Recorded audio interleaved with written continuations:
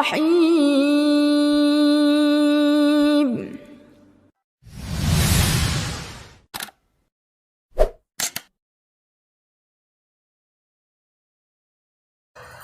Dari hadis Nufai ibn Harith Al-Thaqafi radhiyallahu anhu qala inna rajulan qala ya Rasulullah ayyun nasi khairun qala man tala umruhu wa hasuna amaluhu qala fa ayyun nasi syarrun qala man tala umruhu wa sa'a amaluhu rawahu Tirmidzi. Dari Nufai ibnu Harith Al-Thaqafi radhiyallahu anhu, ada seorang laki-laki berkata kepada Nabi sallallahu alaihi wasallam, Rasul, manusia yang paling baik itu seperti apa? Maka Rasul mengatakan, man tala umruhu wa hasuna amaluhu, yang panjang umurnya tapi baik amalannya. Kemudian laki-laki ini bertanya lagi, lalu siapa manusia yang paling buruk kalau begitu? Maka Rasul mengatakan, man tala umruhu wa sa'a amaluhu, yang panjang umurnya jelek pula amalannya. Dari hadis ini kita tahu bahwa orang yang dipanjangkan usia terkadang baik bagi dia, tetapi juga terkadang buruk bagi dia. Makanya kenapa Nabi SAW mengatakan, la yatamannayanna ahadukumul maut imma muhsinan fala'allahu an yazdad khairan wa imma musian fala'allahu an yasta'tid. Kata Nabi SAW, janganlah seseorang dari kalian berharap kematian, barangkali jika dia berbuat baik, semoga bertambahlah nilai kebaikannya. Tapi jika dia berbuat salah, semoga dia bisa menyesali kesalahannya. Artinya bahwa Nabi SAW ingin menjelaskan kepada kita tentang pentingnya sebuah umur.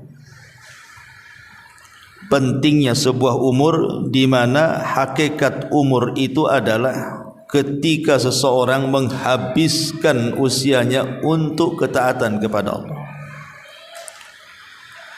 Karena dalam hadis ini Nabi SAW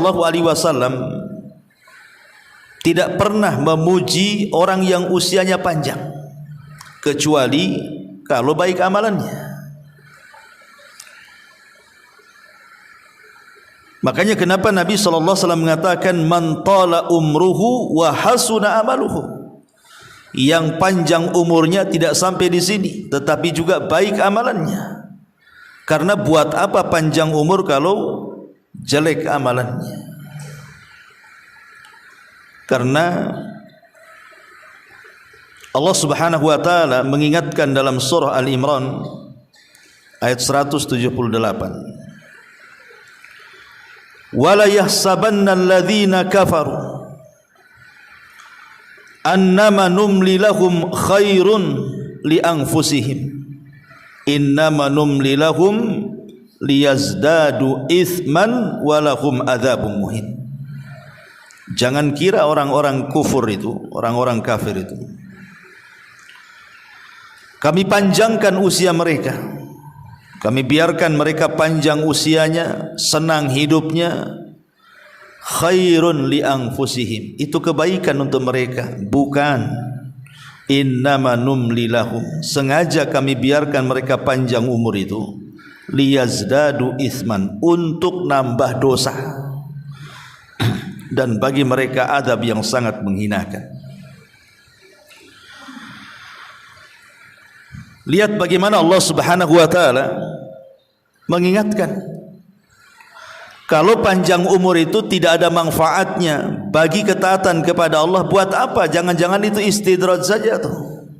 Dibiarkan kita panjang umurnya, dibiarkan kita senang hidupnya, tapi rupanya sengaja Allah tumpuk-tumpukkan dosanya. Makanya kenapa kalau kita lihat para ulama, ada di antara mereka itu yang dipanjangkan usianya. Contoh pamannya Imam Ahmad, usianya 74 kemudian meninggal. Atau Imam Malik lah, lebih lama lagi Imam Malik itu usianya. Ada yang mengatakan 83 tahun, ada yang mengatakan usianya 84 tahun baru meninggal. Kalau Imam Syafi'i mungkin lebih muda lagi meninggalnya, ya, enggak salah sekitar 50 tahun usia dia. Tapi ada ulama itu justru lebih muda lagi meninggal, seperti Imam Nawawi yang kitabnya sudah kita kaji kemarin, Arba'in Nawawi. Itu di usia 44 tahun meninggal, tapi membuahkan karya yang luar biasa. Tidak ada satupun ma'had atau pesantren di negeri ini kecuali membaca kitabnya Arba'in Nawawi, ataupun karya lainnya Riyadhus Shalihin, atau karya lainnya Syarah Sahih Muslim, dan banyak ya karya-karya beliau berkah. Walaupun pendek usianya tapi berkah. Tapi banyak orang-orang yang dipanjangkan usianya sampai mungkin 100 tahun lebih, tidak pernah dikenang namanya karena tidak berkah umurnya. Lah yang kita inginkan, kalaupun kita berdoa kepada Allah Subhanahu wa taala dipanjangkan umur itu, maksudnya untuk memperbanyak ketaatan. Dan itulah doa yang didoakan oleh Rasul kepada Anas bin Malik kan. Ketika ibunya membawa Anas bin Malik, usianya Anas ketika itu 10 tahun, datang kepada Rasul dan mengatakan, ya Rasulullah, wahai Rasul, ini Anas putraku, jadikan dia pembantumu dan doakan dia juga. Apa doa Nabi?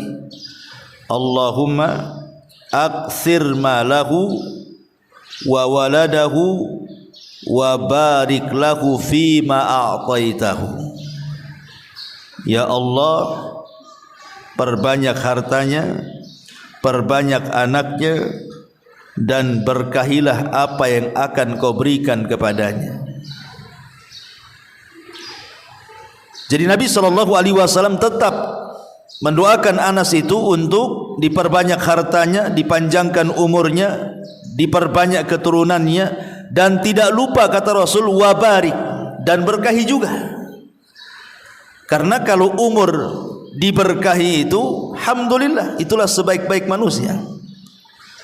Makanya kata Anas bin Malik radhiyallahu anhu setelah lama begitu yang meninggalnya Rasul, kata Anas bin Malik radhiyallahu mengatakan, fa wallahi inna mali lakatsir wa inna waladi wa walada walidi la yata'adduna ala nahwil mi'atil yawm. Sesungguhnya hartaku banyak, anak dan anak dari anak-anakku alias cucuku mencapai 100 orang. Artinya doa Nabi SAW terkabulkan dan berkah. Semua anak-anak Anas ibn Malik dan juga anak-anak daripada anak-anaknya Anas ibn Malik sebagian besar menjadi para ulama ya. Tapi jangan pula kemudian panjang umur itu menjadi kesialan, karena di zaman sahabat Sa'ad ibn Abi Waqqas itu kan dikenal Bu, seorang yang mustajab doa. Sa'ad bin Abi Waqqas itu kalau berdoa itu diijabah tuh Sa'ad itu, karena memang dia yang meminta kepada Nabi SAW. Jadi di masa kekhilafahan Amirul Mukminin Umar bin Khattab radhiyallahu an, jadi Sa'ad itu kan ditugaskan oleh Umar bin Khattab radhiyallahu an untuk menjadi gubernur di Kufah. Masalahnya ada orang-orang yang tidak suka dengan Sa'ad bin Abi Waqqas ini, akhirnya membuat riak-riak fitnah. Difitnah dia, katanya Sa'ad ini sholatnya nggak beres, katanya Sa'ad ini nggak serius dalam memimpin penduduk Kufah, macam-macam lah fitnah yang diberikan kepada Sa'ad. Akhirnya sampailah di telinga Umar bin Khattab, dipanggil, dicopot dari jabatannya, kemudian diganti oleh Ammar bin Yasir. Kemudian Umar bin Khattab radhiyallahu an mulai menelisik kasusnya Sa'ad ini. Betul nggak penduduk Kufah ini omongannya? Rupanya tidak benar.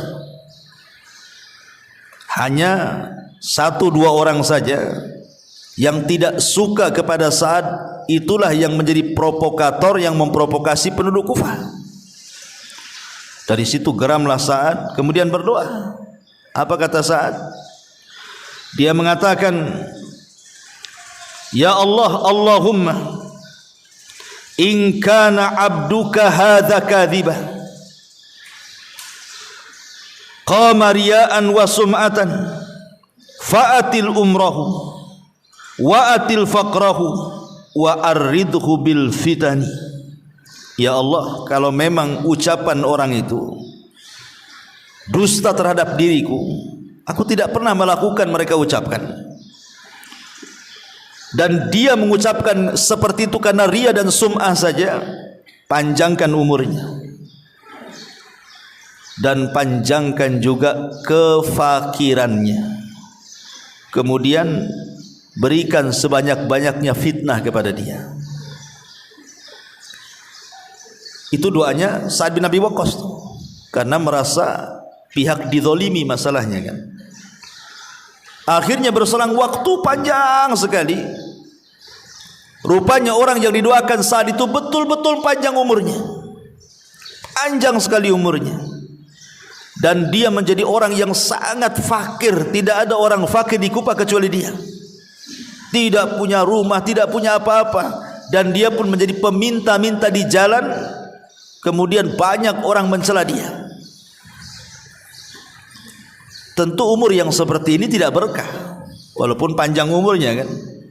Karena panjang umur karena doa orang yang dizalimi masalahnya. Nggak berkah umur yang kayak gini nih. Dan kasusnya sama juga kepada Sa'id bin Zaid, satu di antara 10 sahabat yang dijanjikan masuk surga. Jadi dia kes dengan seorang wanita namanya Arwa bintu Uwais, Arwa bintu Aus, ya, radhiyallahu an. Sa'id ibn Zaid ini ibn Amr ibn Nufail ini bermasalah dengan seorang wanita jahat namanya Arwa bintu Uwais kalau nggak salah. Jadi Sa'id ibn Zaid ini kan punya kebun, kebunnya luas. Kemudian banyak pula di situ pokok-pokok kurma. Dan di situ ada sumur. Kita lihat di zaman itu air sangat mahal kan gitu ya. Tiba-tiba kemudian si wanita jahat ini mengklaim bahwa itu tanah-tanah dia, itu sumur-sumur dia, itu pula pokok kurma dia. Bersumpah-sumpah. Akhirnya kemudian kasusnya sampai kepada Marwan ibn Hakam yang ketika itu menjadi berkuasa di situ. Kemudian Marwan pun memanggil Sa'id ibn Zaid ini, betul nggak itu tanah milik orang, kau ambil? Karena wanita itu mengklaim itu tanahnya, sumurnya, kemudian pokok kurmanya. Jadi Sa'id ibn Zaid ini sambil menangis dengan mengatakan, mungkinkah aku mengambil lahan orang Sementara Nabi SAW mengatakan barang siapa yang mengambil tanah satu jengkal saja akan dikalungkan 7 lapis ke bumi pada hari kiamat. Mungkinkah saya mengambilnya? Sambil menangis tuh, ya. Sa'id bin Zaid, mustahil aku mengambil tanah orang, katanya. Kemudian dia mengatakan, tetapi sudahlah. Kalau dia mengaku itu tanahnya, kuberikan tanahku kepadanya. Kuberikan kurma itu kepadanya dan kuberikan sak sumur-sumurnya. Kemudian dia berdoa kepada Allah, Allahumma in kana kadzibatan. Allahumma in kanat kadzibatan. Ya Allah, kalau wanita yang mengaku-ngaku itu pendusta. Lihat doanya. Fa'atil umroha, panjangkan tuh usianya. Wa'ami basaraha, tapi butakan kedua matanya. Waqtulha fi mazra'atiha, bunuh dia di ladangnya. Lihat doanya Sa'id bin Zaid ini. Subhanallah. Wanita ini dipanjangkan usianya, betul-betul dipanjangkan sehingga dia bisa menikmati hasil kezaliman kebunnya. Akhirnya setelah dia tua, dia buta. Kemudian dia karena buta, tidak tahu arah di dalam kebunnya, kemudian dia terperosok masuk pula ke sumurnya itu, mati di sumurnya. Kan wanita ini juga panjang juga umurnya kan, tapi kan tidak berkah kan gitu. Lah jangan sampai kemudian Allah Subhanahu wa taala memberikan usia panjang itu karena doa orang-orang yang kita zalimi itu. Ya. Atau mungkin kita diberikan usia panjang tetapi tidak ada keberkahannya. Nauzubillah. Karena Allah tidak pernah memuji orang tua tuh, yang panjang-panjang usianya itu, kecuali kalau diikat dengan amal soleh baru Allah puji. Ma'asyiral muslimat yang dimuliakan Allah Subhanahu wa taala. Kenapa demikian? Karena Al-Qur'anul Karim ketika bicara soal orang-orang kafir yang menyesal dan mereka ingin kembali ke bumi supaya bisa beramal soleh, Allah Subhanahu wa taala singgung tuh orang-orang kafir itu dan mengatakan, awalam nu'ammirkum ma yatadzakkaru fihi man tadzakkar wa ja'akumun nadhir, kata Allah. Allah mengatakan, bukankah kami telah memanjangkan umurmu dalam masa yang cukup untuk dapat berfikir bagi orang-orang yang bisa berfikir, dan bukankah pula telah datang kepada kamu peringatan? Kenapa kau tidak berubah? Kenapa kau tidak beriman? Kenapa baru sekarang sadar ingin kembali ke bumi dan ingin beramal saleh? Kalla innaha kalimatun huwa qailuha. Mustahil orang mati hidup lagi. Itu hanya dongeng-dongeng dia saja kepengen seperti itu. Jadi Allah Subhanahu wa taala mengingatkan kan kepada kita soal usia tuh, soal umur tuh. Awalam nu'ammirkum ma yatadzakkaru fihi man tadzakkar.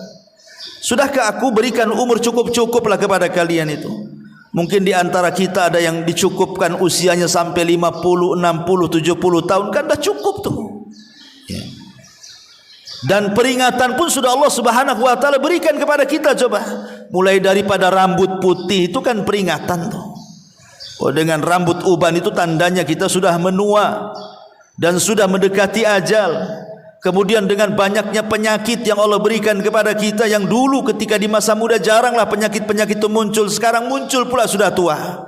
Itu juga peringatan bahwa kita sudah dekat kan itu ya. Belum lagi mungkin sekarang ibu mendengarkan ceramah-ceramah, ya, ngaji setiap minggu entah berapa kali, atau mungkin di YouTube, di radio, di televisi, baca makalah, mungkin dinasihati temannya. Kurang apa itu peringatan yang Allah kirim kepada kita itu? Awalam nu'ammirkum, bukankah aku sudah kasih umur? Kenapa kau tidak mengambil pelajaran dari peringatan itu? Maksudnya gitu. Atau mungkin melihat teman-teman yang sudah meninggal duluan daripada kita, kita pula yang mandikan, kita pula yang kafankan, kita pula yang kuburkan. Tak juga diambil peringatannya. Hadis ini Allah Subhanahu wa taala ingin ingatkan kita bahwa di balik usia itu ada peringatan di situ. Ma'asyiral muslimat yang dimuliakan Allah Subhanahu wa taala. Makanya kenapa Nabi SAW sampai mengatakan laisa ahadun afdal indallahi min mu'minin yu'ammaru fil Islam litasbihihi wa takbirihi wa tahlilihi. Kata Rasul, tidak ada seseorang yang lebih afdal di hadapan Allah. Tidak ada satupun manusia yang lebih afdal di sisi Allah Subhanahu wa taala kecuali seorang mukmin yang dipanjangkan umurnya, tetapi ia gunakan untuk tasbih, untuk tahmid, untuk takbir, untuk tahlil alias mengingat Allah Subhanahu wa taala. Baru tuh kalau seandainya usianya dipanjangkan dalam rangka mengingat Allah, itulah sebaik-baik manusia di sisi Allah Subhanahu wa taala. Masalahnya Bu, terkadang Nabi SAW kan sudah mengatakan dalam hadisnya, al-mu'minul qawi khairun wa ahabbu ilallah minal mu'minidh dhaif. Mukmin yang kuat itu lebih baik dan lebih dicintai Allah dibandingkan mukmin yang lemah. Wa fi kullin khairun. Kemudian kata Nabi SAW, namun keduanya tetap memiliki kebaikan. Baik mukmin yang kuat ataupun mukmin yang lemah, dua-duanya memiliki kebaikan. Walaupun Allah lebih mencintai mukmin yang kuat dibandingkan mukmin yang lemah, tapi dua-duanya ada sisi baiknya. Kemudian Nabi SAW mengatakan, ihris ala ma yanfa'uk, ihris ala ma yanfa'uka wasta'im billahi wala ta'jaz, wa in asabaka syai'un fala taqul law anni fa'altu kana kadza wa kadza, walakin kul qaddarallah wa ma syaa fa'al. Kata Nabi SAW, bersemangatlah atas hal-hal yang bermanfaat bagimu. Maknanya apa? Kita disuruh meraih sesuatu yang bermanfaat bagi kehidupan kita. Karena ada manusia itu yang di depannya alat-alat itu bisa dimanfaatkan sebenarnya untuk akhiratnya, tapi dia tidak mau ngambil manfaat, itu masalahnya. Contoh yang sederhana saja, handphone lah. Handphone ini sebenarnya barang yang sangat bermanfaat sebenarnya untuk akhirat kita. Karena di handphone itu ada Al-Quran, di handphone itu ada hadis-hadis Nabi. Sekarang ini kan ada ceramah-ceramah, ada wejangan-wejangan, ada artikel-artikel agama. Seolah-olah disingkat yang dulu ibu itu ya, kalau ingin membaca sebuah artikel atau ingin mengetahui sesuatu harus beli buku dulu tuh. Zaman dulu kan harus beli buku, Bu. Saya aja dulu waktu masih di pesantren itu kepengen buku ini, Bu, harus beli, ngumpulin duit, beli kitab. Dan harganya itu kitab itu mahal di zaman dulu tuh. Alhamdulillah, Allah mudahkan, kitabnya sudah di handphone sekarang. Qurannya sudah ada di handphone, tafsir-tafsirnya ada di handphone, syarah-syarahnya, semua syarah-syarah hadis-hadis ada di handphone semuanya. Subhanallah, artinya handphone ini kalau kita bisa manfaatkan, bisalah mengarahkan kita ke sorga dengan usia kita yang kita habiskan depan handphone ini. Tapi berapa banyak yang ngambil manfaat dari handphone itu coba?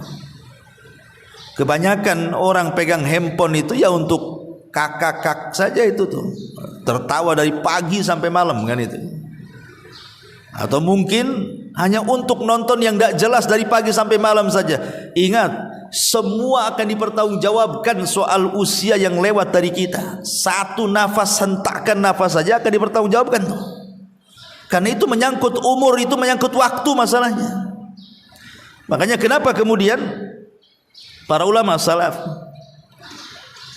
salaf seperti Imam Ahmad ibn Hanbal rahimahullahu ta'ala ketika ditanya, kaifa asbahta ya imam, imam, bagaimana engkau memasuki pagi harimu? Apa kata Imam Ahmad?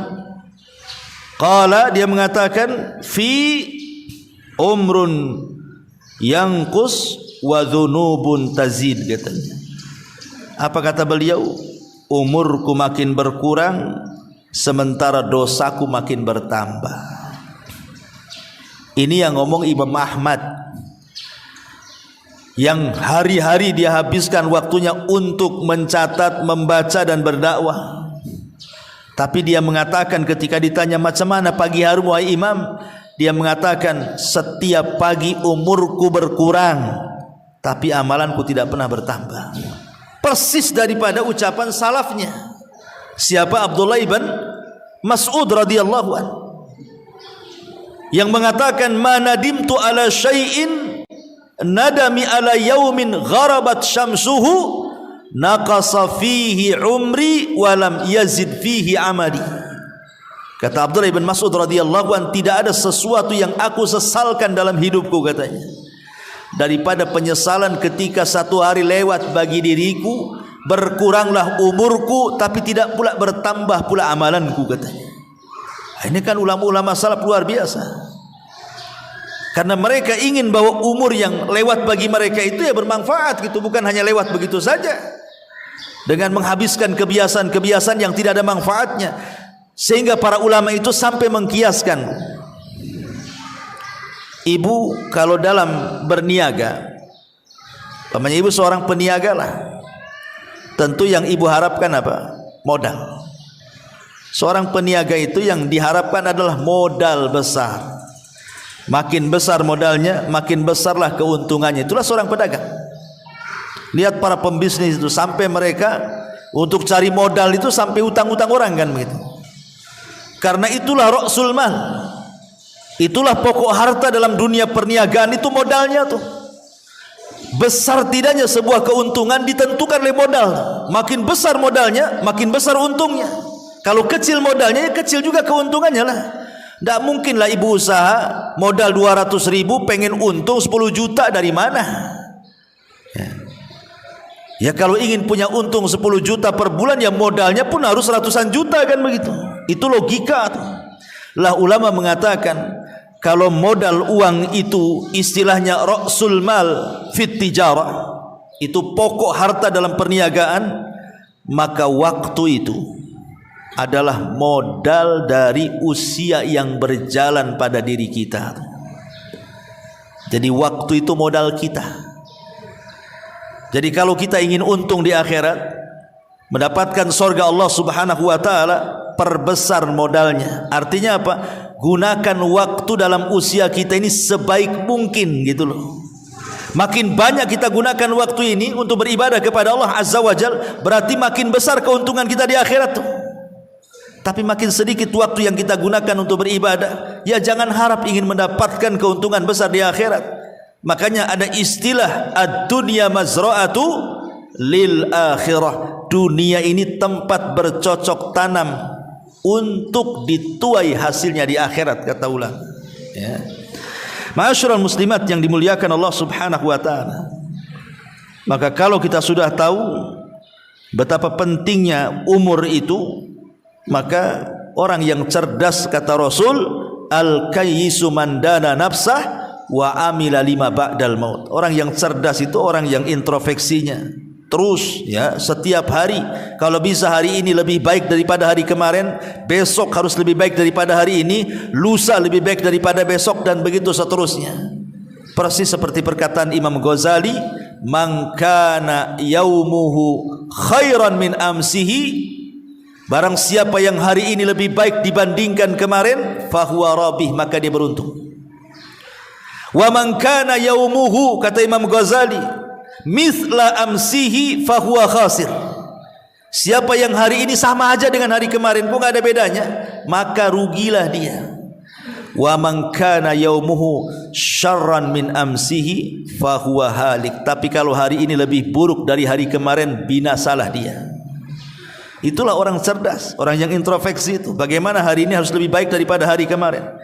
Makanya Hasan Al-Basri rahimahullah ta'ala sampai mengatakan, ma min yaumin yanshakku fajruhu illa wa yunadi yabna adam ana khalqun jadid wa ala amalika syahid fatazawwad minni fa inni idza madaitu la a'udu ila yaumil qiyamah. Apa kata Hasan Al-Basri?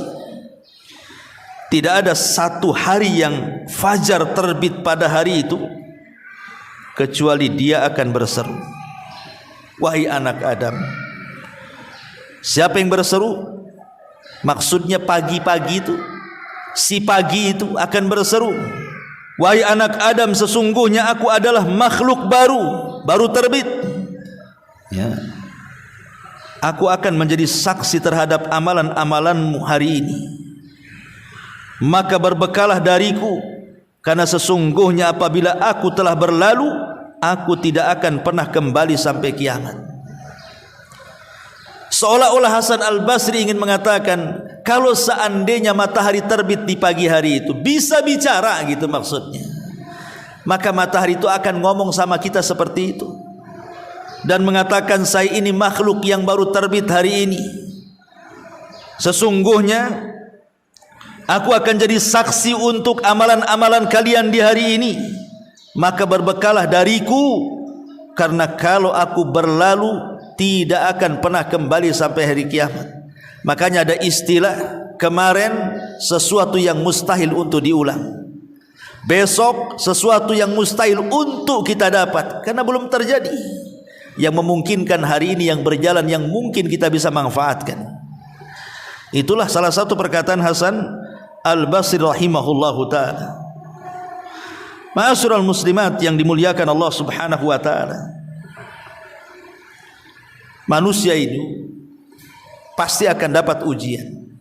Manusia pasti akan diuji. Tidak mungkin tidak, Bu. Kita ini akan diuji.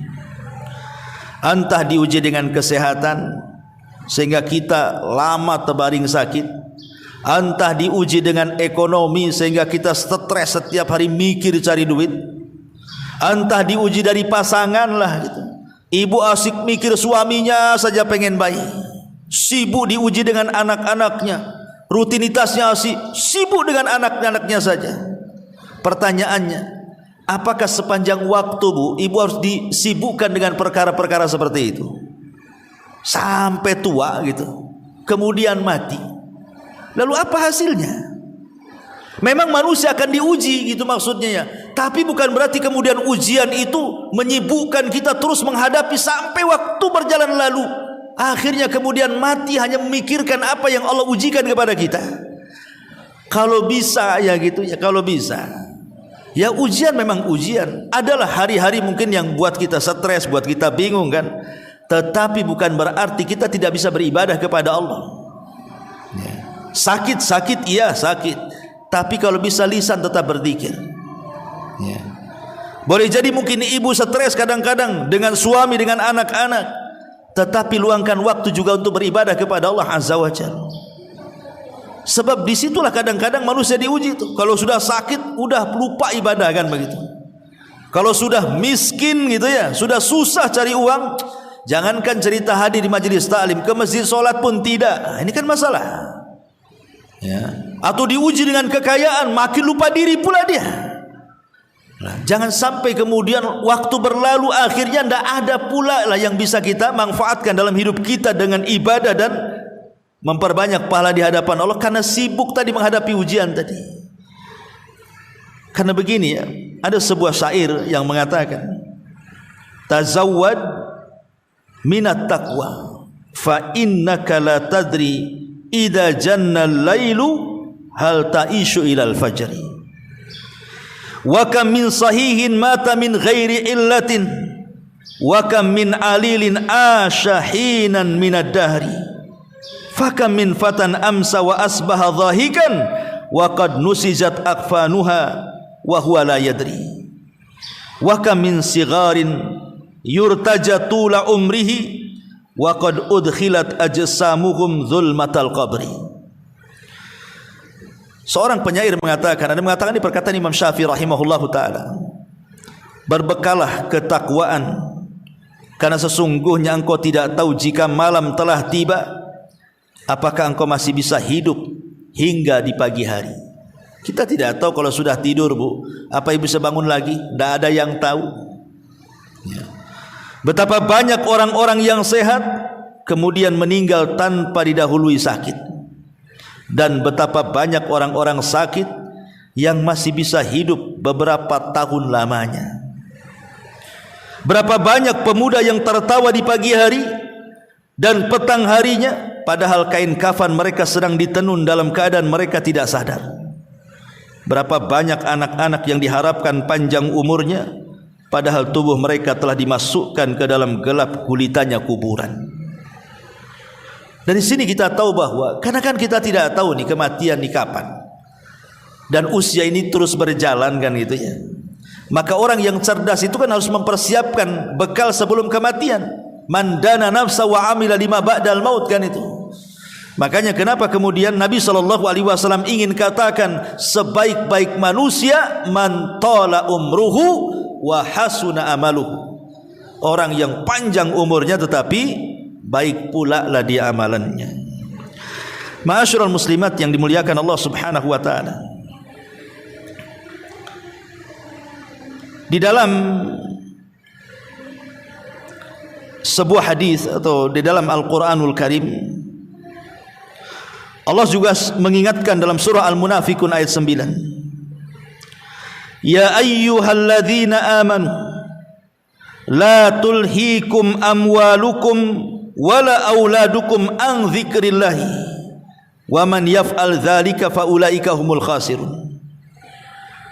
Wahai orang-orang yang beriman, janganlah melalaikan kalian harta-harta kalian. Jangan pula melalaikan anak-anak kalian. Dari apa? Dari mengingat Allah.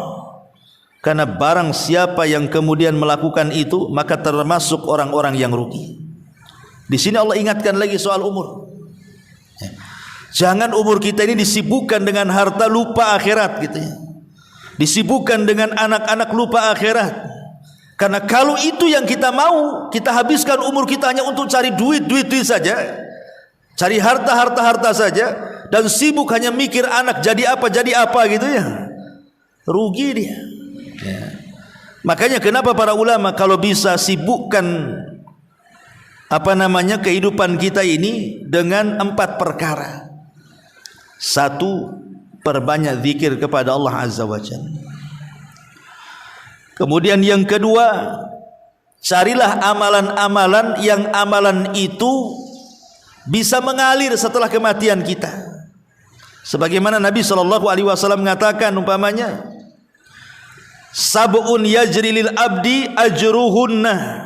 Ada 7 perkara kalau seorang hamba mengamalkannya, pahalanya mengalir sampai kematiannya.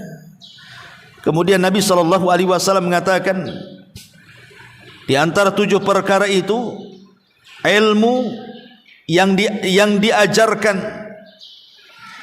Kemudian man 'allama ilman, siapa yang mempelajari ilmu kemudian disebarkan, au ajra nahran, ataupun bersedekah air,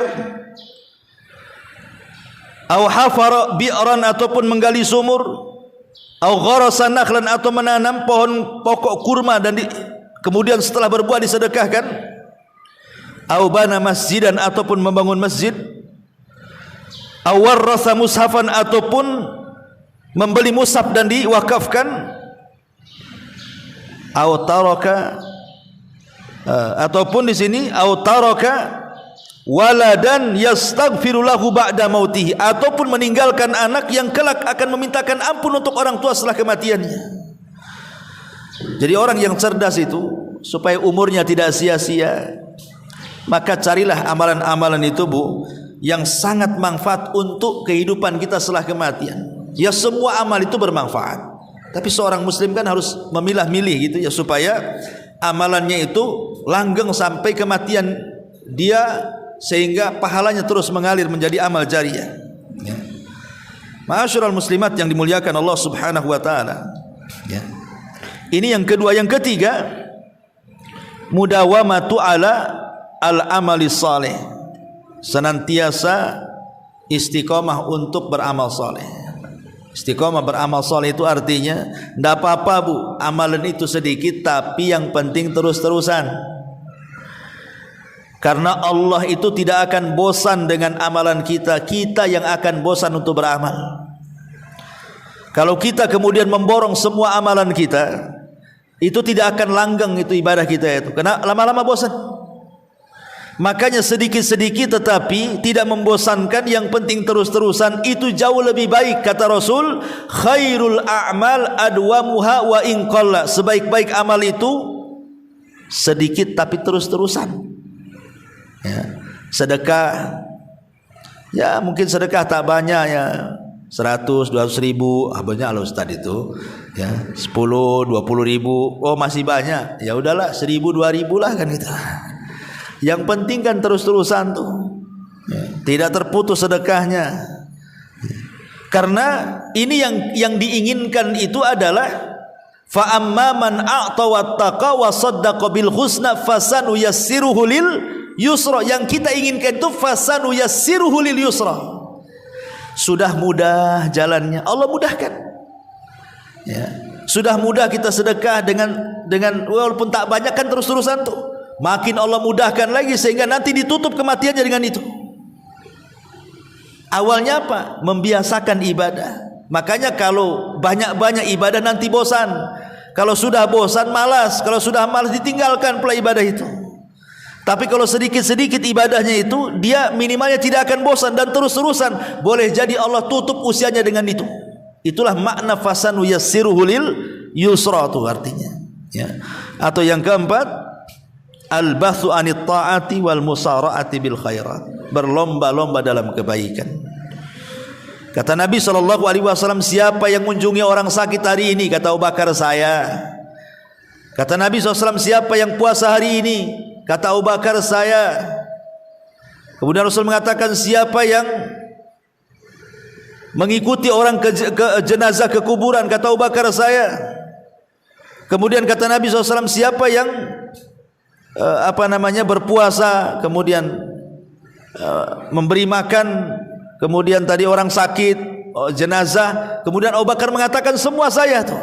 Kata Nabi SAW, siapa yang terkumpul 4 perkara dalam satu waktu, maka diwajibkan dia masuk surga. Pertama puasa, memberi makan fakir miskin, mengunjungi orang sakit, dan mengantar jenazah ke kuburan.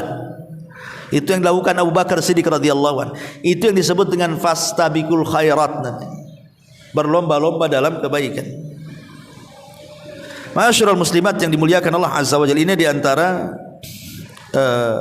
faedah daripada hadis man tala umruhu wa hasuna amaluhu.